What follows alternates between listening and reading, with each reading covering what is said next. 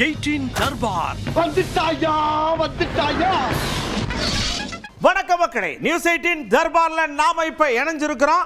ஒவ்வொரு விஷயமும் உங்களுக்கு நச்சுன்னு பிடிக்கிற மாதிரி இருக்கும். நம்ம டீம் அப்படித்தான் எடுத்து வச்சிருக்காங்க. வாங்க நேரா தர்பாருக்குள்ள நிகழ்ச்சி போய் என்னன்னு பார்த்துருவோம். ஒரு பையன் என்ன பண்ணிருக்கான், 5 வயசு பிள்ளைய கடத்திட்டு போயிருக்கான் பெங்களூர்ல. அந்த பாப்பா திடீர்னு தவறி போச்சு. விசாரணைக்காக கூட்டி போயிருக்காங்க. துப்புடுன்னு போலீஸ்ல இருந்து தப்பிச்சு போக பார்த்திருக்கான். தொப்புடு சுட்டு டப்புன்னு படுக்க போட்டாங்க. அவ்வளவுதான் மேட்ரு.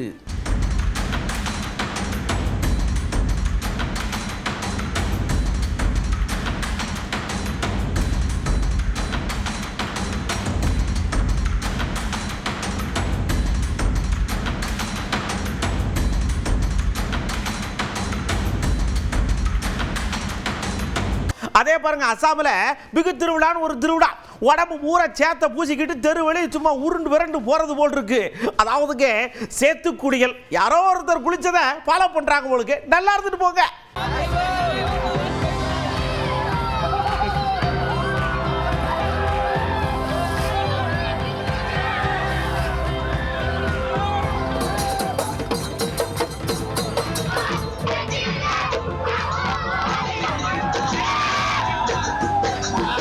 இங்க பாருங்க, எங்கிட்டு சுத்தினாலும் நீங்க எங்க மேல கை வைக்கிறதே புலப்பா போச்சு. அதனால நாங்க மாநில சுயாட்சியை மீண்டும் வலியுறுத்தி தீர்மானத்தை போட்டு உங்களை உண்டு இல்லைன்னு பண்ண போறோம்னு முதலமைச்சர் தீர்மானத்தை போட்டாரலாம். பசியால் வாடி தவிக்கும் தன்னுடைய குழந்தைக்கு என்ன உணவு கொடுத்திட வேண்டும் என்பது அந்த குழந்தையின் தாய்க்குத்தான் தெரியும்.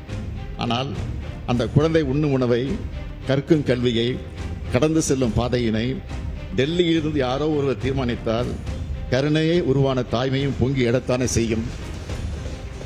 தொடர்ந்து மாநிலங்களின் உரிமை பறிக்கப்பட்டு வரும் இந்த இக்கட்டான சூழலில் கூட்டாட்சி கருத்தியலை வலியுறுத்தும் வகையிலும் ஒன்றிய மாநில அரசின் உறவுகளை, அதற்குரிய கொள்கைகளை மேம்படுத்திடவும் இந்திய அரசியலமைப்பு சட்டத்தின் விதிக்கூறுகள், நடைமுறையில் உள்ள சட்டங்கள், ஆணைகள் ஆகியவற்றை அனைத்து நிலைகளிலும் ஆராய்ந்து மறு மதிப்பீடு செய்திடவும் மற்றும் அதற்குரிய நடவடிக்கைகளை அரசுக்கு பரிந்துரை செய்திடவும் உயர்மட்ட அளவிலான குழு ஒன்றினை அமைப்பதென்று மிக அவசியமாக வந்திருக்கிறது.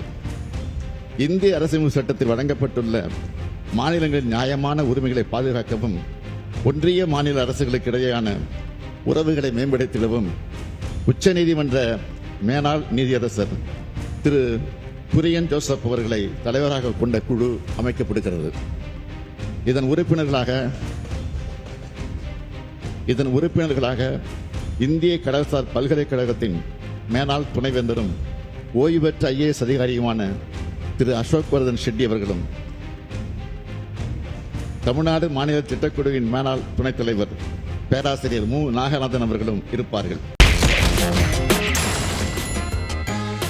நம்ம உதயகுமார் ஐயா டக்குனு வணக்கம் அப்படின்னு சொல்லிட்டு ஒரு விஷயத்தை சொன்னாங்க. முதலமைச்சர் பண்றது எல்லாமே டோட்டல் ஸ்கிரிப்ட், எல்லாம் எழுதி வச்சது நாடகம் அப்படின்னு சொல்லிட்டார்ல. அவர் ஒரு தீர்மானம் கொண்டு வந்திருக்கிறாரு. இது உங்க அப்பா 50 ஆண்டுகளுக்கு முன்னாடி இதே பேரவையில் இந்த மாநில சுயாட்சி பற்றி ஒரு தீர்மானம் கொண்டு வந்தாங்க. இதே விவாதிச்சிருக்கிறாங்க, நன்றி சொல்லியிருக்கிறாங்க. அதுக்கப்புறம் 16 ஆண்டுகள் மத்தியிலும் மாநிலத்திலும் அவங்க ஆட்சியில் இருந்திருக்கிறாங்க, அதிகாரத்தில். அப்பொழுதெல்லாம் அவங்களுக்கு ஏற்படாத ஞான உதயம் இப்போ இந்த மாநில சுயாட்சி பற்றி அவர்களுக்கு ஏன் ஞான உதயம் ஏற்பட்டிருக்கிறது? குறிப்பாக கல்வி பட்டியலை பற்றி சொல்லியிருக்கிறார். அது கன்கரண்ட் லிஸ்ட்டில் நிற்கணுமா, ஸ்டேட் லிஸ்ட்டில் நிற்கணுமா, யூனியன் லிஸ்ட்டில் நிற்கணுமாலாம் விவாதிச்சிருக்கிறாங்க. அது மாநில பட்டியலிலிருந்து அது யூனியன் லிஸ்டுக்கு கொண்டு போனதே காங்கிரஸ் மௌனசாமியாரா இவங்க தான் இருந்தாங்க. அடுத்து நம்ம ராயபுரம் அண்ணாச்சி சட வந்து நின்று, ஆமா இம்புட்டு நாள் என்னங்க ஓடிய இங்க தானே இருந்திய, தூங்கிட்டு இருந்தீங்களா? இப்போ நம்ம பேப்பர் எடுக்கிறியா, எழுதுறியா, தீர்மானம் போடுதியா, எல்லா எலெக்ஷன் வருதுன்னு அதெல்லாம் எங்களுக்கு நல்லாவே தெரியும்னு லைட்டா பேசியிருக்காரு. கல்வியை பொறுத்தவரை மாநில பட்டியலில் இருந்தது. அன்னைக்கு இந்த எமர்ஜென்சி காலத்தில் இந்திரா காந்தி அம்மையார் மாற்றி அமைச்சாங்க. அதை மாநில பட்டியலுக்கு திருப்பி கொண்டு வந்திருந்தா அது உண்மையிலே ஒரு மாநில உரிமையை நீங்க மீட்டுன்னு சொல்லலாம். சரி, நிதி தன்னாட்சியை நம்ம எந்த விதத்திலும் பாதிக்கப்படக்கூடாது என்ற வகையில 17 வருஷம் ஆட்சியில் இருந்தப்போ இவங்க என்ன பண்ணிருக்கணும், உடனடியா அந்த நிதி தன்னாட்சியை எந்த ஆட்சி வந்தாலும் சரி இதான் ஃபார்முலா. மத்தியில வந்து வரி வருவாய் வசூல் பண்ணா அந்த வரி வருவாய் மூலமா வந்து மாநிலத்துக்கு ஒரு சமச்சீர் விகிதத்தில் நாங்க கொடுப்போம் அப்படின்னு சொல்லி அன்றைக்கே ஒரு அரசியலமைப்பு சட்டத்தை திருத்திருந்தா இன்னைக்கு நிதிக்கு நம்ம கையேந்த வேண்டிய அவசியம் இல்லையே. இப்படி ஜெயக்குமார் ஐயா சொன்ன உடனே அந்த பக்கம் வேல்முருகன் ஐயா வந்து நாங்க இதை பாராட்டுதோம், நல்ல விஷயத்தை தானே எடுத்து சொல்லியிருக்காரு முதல்வர்கள், அதுக்கு எதுக்கு இவங்க பூரா வயிறு எறியதாக இதை அப்படியே இந்தியா முழுக்க எடுத்துட்டு போய் அப்படியே பறக்கி விட்டணும் அப்படின்னு சொல்லியிருக்காருல அண்ணாச்சி. வடக்கு வாழ்கிறது, தெற்கு தேய்கிறது என்று சொன்னார் அண்ணா. இன்றைக்கு தெற்கு வளர்கிறது, வடக்கு நம்மை சுரண்டுகிறது. நம்முடைய முழுவதுமான நிதியை தனதாக்கி கொள்கிறது.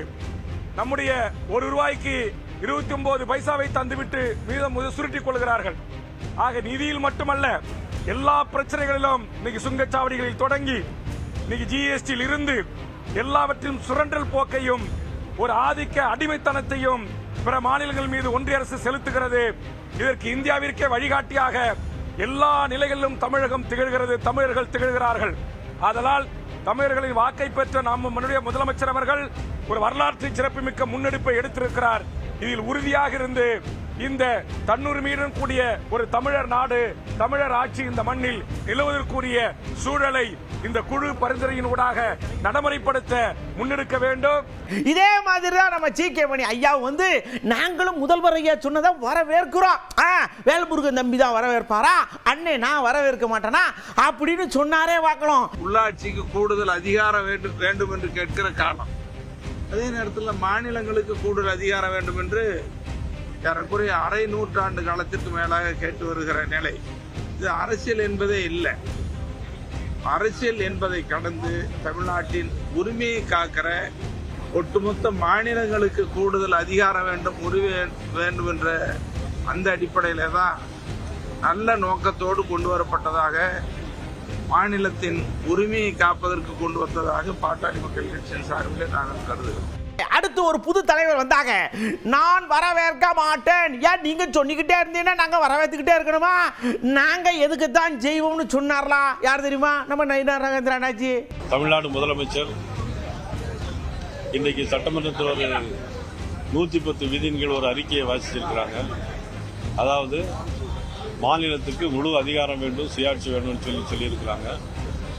அதை ஏற்க இயலாது, மாநிலங்களுக்கு தனியாக சுயாட்சி முழு அதிகாரம் கொடுக்க முடியாது என்பதுதான் எங்களுடைய கருத்து, பாரதிய ஜனதா கட்சியுடைய கருத்து.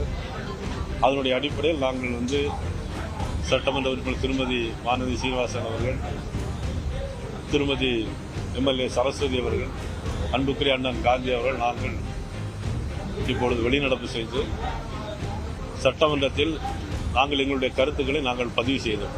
நாம என்ன சொல்றது தெரியுமல்ல, நான் இந்த கட்சியை ஜெயிக்க வச்சோம்னா உறுதி எடுத்திருக்கிறேன், எங்க அத்தமான சத்தியம் அப்படின்னு சொன்னவரு முன்னாள் நாட்டாமை, இப்போ பாஜக இருக்கிற நடிகர். உள்துறை அமைச்சர் அந்த கூட்டணியை சிறப்பாக அமைத்து சென்றிருக்கிறார்கள். அதுக்கான உறுதுணை உழைப்போம். கூட்டணி எப்படி பார்க்கணும், அவங்க எடுத்த முடிவுக்கு கட்டுப்பட்டு சிறப்பாக செயல்படுவதே எங்களுடைய நோக்கம். பாரதிய ஜனதா கட்சி நம்ம வெற்றி பெறுவதற்கு, அந்த கூட்டணி வெற்றி பெறுவதற்கு கடுமையாக உழைக்கிறேன் என்ற உறுதி அளித்திருக்கின்றேன். அந்த உழைப்பு என்னிடம் இருக்கும். பதவியை நோக்கி நான் இந்த இயக்கத்தில் சேரவில்லை, அந்த பதவிகள் மற்றவருக்கு வர வேண்டும் என்ற எண்ணத்தில் சேர்ந்திருக்கின்றேன். அந்த பணி சிறப்பாக இருக்கும் என்று சொல்றேன். வாய்ப்பு கிடைத்தால் வாய்ப்பு கிடைக்கும் போது அதை உங்களிடம் பகிர்ந்து கொள்கிறேன். அடுத்து பாருங்க, நம்ம சொர்க்கத்துக்குள்ள போறோம். புள்ளக்காடு முகத்துல பூரா சந்தோஷம் தாண்டவ மாறுது. 10ஆம் பரிச்சை முடிஞ்சு வச்சியா, புக்க தூக்கி சர்ன்னு வீசுறான், அது ரெக்கையா கட்டி பறக்கு.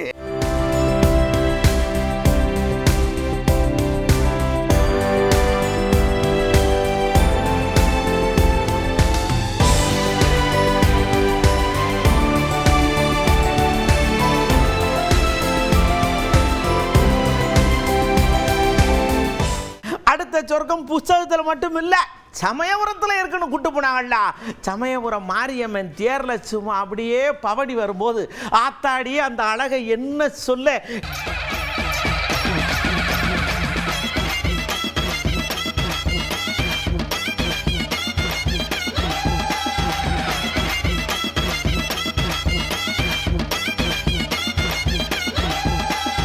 சாமி நல்லா தரிசனம் பண்ணா, போலீஸுங்கெல்லாம் நல்லா பாதுகாப்பு கொடுத்தாங்க, நல்லா சேஃப்டி. புதுக்கோட்டையில் வாருங்க, ஏய் இங்கேயும் சொர்க்கம் இருக்க வாங்கயான்னு கூட்டு போனா ஆட்டத்தை போட்டு காளைகளை அவுத்து விட்டா பாகுபலியில் அப்படியே ஒத்த கையில் அடக்கு வரல வில்லன் காளையா, அந்த மாதிரி ட்ரை பண்ணி நம்மளெல்லாம் அப்படியே புல்லரிக்க வைக்காங்க.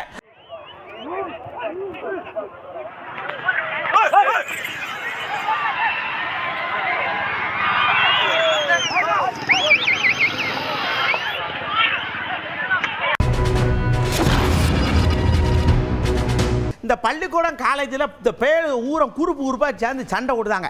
அதை தயவு செஞ்சு தடுக்கிறதுக்கு கவர்மெண்ட் என்னென்னமோ பண்ணாலும் இந்த பயலுங்க அடங்க மாட்டேங்க. என்ன பண்ணால் நல்லாயிருக்கும், இவங்க மனநிலையை எப்படி மாற்றலாம் அப்படின்னு எல்லார்ட்டையும் கலந்து கட்டி கேட்டோம். பள்ளி மாணவர்களிடையே கடுமையான மோதல் ஏற்பட்டு வருகின்ற சம்பவங்கள் கடந்த சில ஆண்டுகளாக ஏற்பட்டு வருகிறது. மிகவும் வெட்கக்கேடான விஷயமாக இருக்கின்றது. எல்லாருமே பொறுப்பு.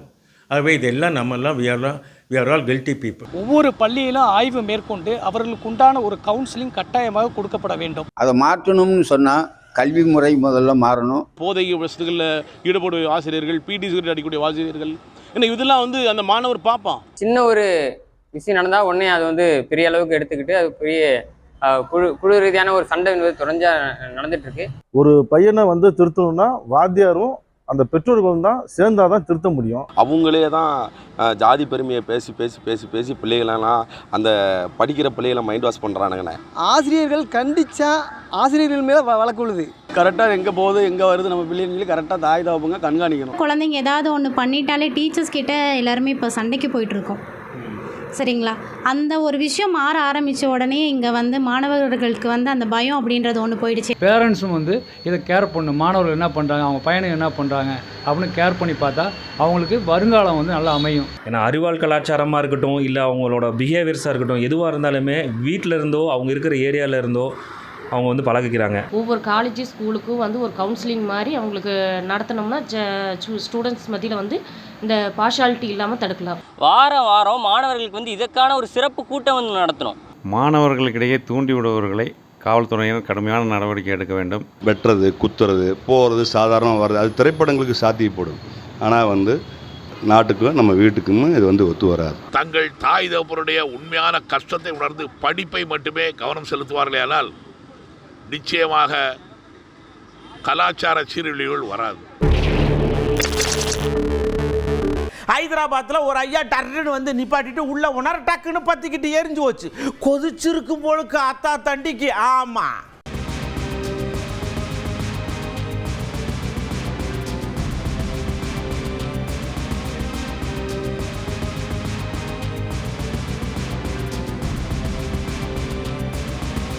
கலிபோர்னியாவில் பூமி திக்கிடு திக்கிடு திக்கிடுன்னு ஆடி இருக்கு. பூமியை ஆடுனா உள்ள விழுந்துருவோம்ல யானைக்கு தெரிஞ்சிருக்கு, ஓடி இருக்கலாம். அதை வீடியோ எடுத்து போட்டிருக்காங்க.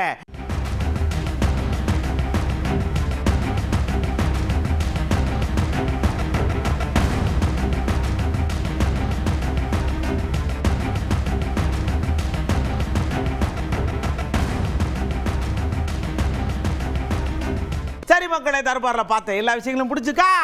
அடுத்து இதே மாதிரி ஏகப்பட்ட தர்பாரில் வருவோமா. ஆனால் என்ன செய்யணும்னா நீங்கள் கண்ணுங்க எடுத்துமா பார்க்கணும். புள்ள காடுகளை வெயிலில் விளையாட விடாதீங்க. இடல்ல விளையாட விடுங்க, சாயந்தரம் விளையாட விடுங்க. சரிங்களா? அப்பப்போ ஏதாவது இந்த ஸ்விம்மிங்கு, சைக்கிளிங்கு அப்படின்னு கற்றுக் கொடுங்க. அடுத்த தர்பாரில் வந்து நான் உங்களை பார்க்குறேன். அதுவரை உங்களிடமிருந்து அன்போடு விடைபெற்றுக் கொள்வது உங்கள் அன்பு நண்பன் எழிலு. வணக்கம் அக்கா. 18 தர்பார் வந்துட்டாயா.